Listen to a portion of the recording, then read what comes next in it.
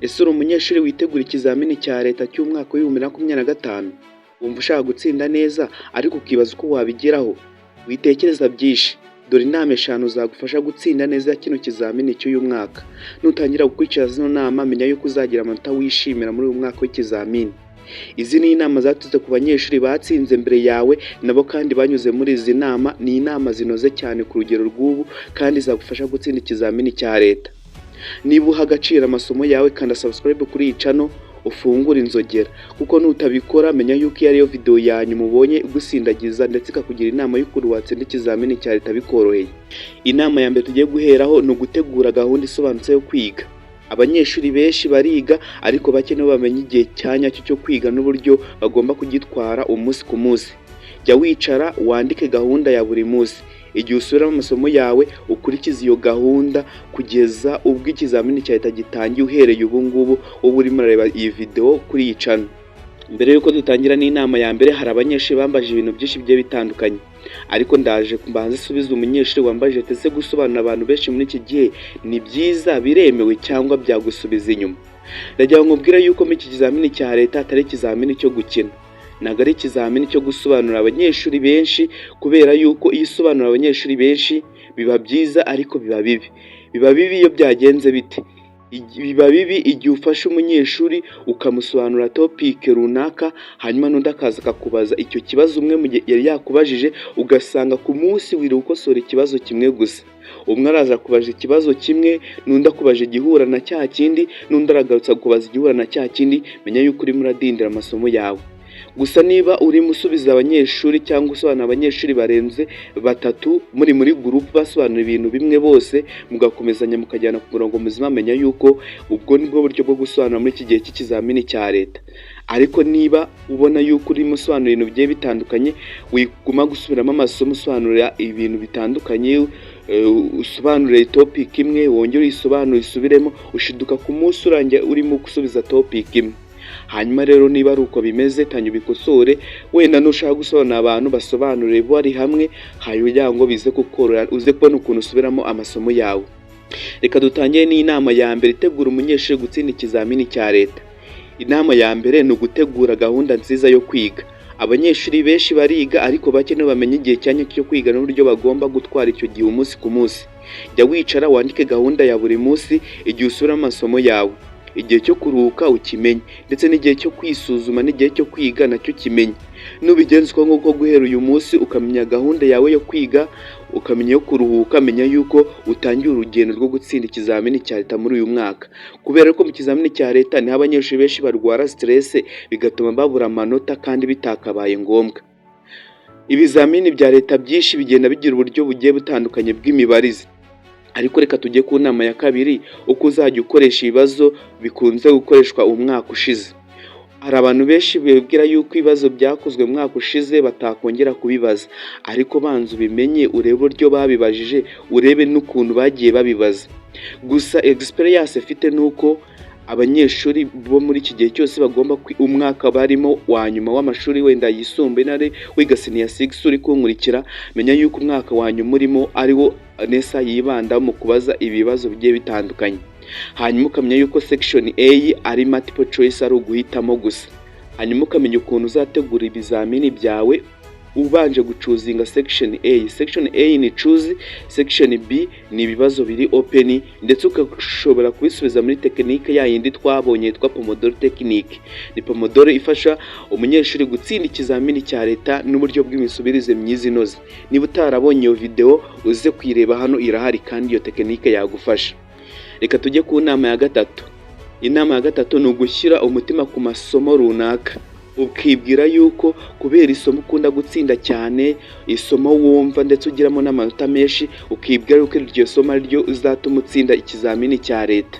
Urenda urugero, niba wumva imibare ukabitsinda ku kigero cya 90%, ukirara ukibwira yuko imibare izagutabara mu kizamini cya leta. Niba ari ukubitekereza, menya yuko uri muri iroga. Hano muri iki kizamini cya leta ugomba guha agaciro buri somo ryose wiga, kubera yuko isomo wiringira ryagutenguha. Wikwibwira rero ngo isomo ngo wumva ndetse ugiramo amanota menshi niryo ryatuma utsinda ikizamini cya leta, ndetse rikabasha kurikavaringa amanota watakaje mu bizamini bishize. Ikintu ugomba gukora rero niba utekereza ibyo bitekerezo menya ko wamaze gutsindwa, ahubwo ikintu ugomba gukora ni uguha agaciro buri somo ryose rizakunyura imbere ku kizamini cya leta, kuko hari igihe wiringira isomo y'uko rizagutabara mu gutsinda ikizamini cya leta hanyuma rikaba ryo rigutsindisha, hanyuma ryamara kugutsindisha kubera yuko ya masomo asigaye utigeze uyaha umwanya ngo uyige neza byibuze ku kigero kingana, ugasanga niyo babajije mu buryo bworoshye ugasanga ubuze amanota yawe kandi bitakabaye ngombwa. Aha rero niho abahanga batungurirwa, ugasanga umuntu yari umuntu ugerageza ugira amanota asanzwe ariko ku kizamini cya leta ukabona agize amanota y'ikirenga. Kubera iki? Aha agaciro buri somo ryose rimunyura imbere, ariko wowe nubwo utsinda uha agaciro isomo rimwe cyangwa abiri, ukibwira ko ayo masomo ariyo azakugeza ku kizamini cya leta ndetse ukibwira ko ariyo azagukura imbere y'ikizamini cya leta. Niba utekereza ibi kandi ukora ibyo ngibyo, hita ubihindura aka kanya utangire uha agaciro buri somo ryose rikunyura imbere. Reka twigire ku nama ya gatatu, aho tureba inama ya gatatu yafasha umunyeshuri gutsinda ikizamini cya leta. Ni inama yo gushyira umutima ku masomo aguhira neza. Amasomo aguhira neza yego ushobora kuyitaho ndetse ukayaha umwanya ukayasesengura neza, ariko nubwo ugomba kuyiringira wiyiringiye ikigero cy'100%, ahubwo ni 50%, kubera yuko uburyo bw'imibarize burahinduka kandi uburyo bw'imibarize bushobora gukomera cyangwa bukoroha. Niba hari isomo riguhira kurusha ayandi, banza uritekerezeho neza urisesengure, hanyuma wisuzume ku manota rusange urigiramo, ariko nanone ushyiremo imbaraga mu masomo agoye cyane utajya utsinda. Niba isomo rikorohera mu kuryiga no kuritsinda, banza uryige urishyire ku ruhande mbere y'ayandi yose, hanyuma ayo masomo akugora yandi nayo uyaha umwanya uhagije, hanyuma ariyo usubiramo. Reka twihute tujye ku nama ya kane, aho tuza kureba inama ya kane ituma umunyeshuri atsinda ikizamini cya leta. Iyi nama ya kane rero niyo ituma abanyeshuri benshi babasha gutsindwa. Gutsinda ntabwo ari ugusiba ibitotsi uba ugomba kuryama ku munsi. Ubwonko bwawe bukeneye kuruhuka ku kigero cyiza cyane, byibuze ukaryama amasaha 7 ku munsi.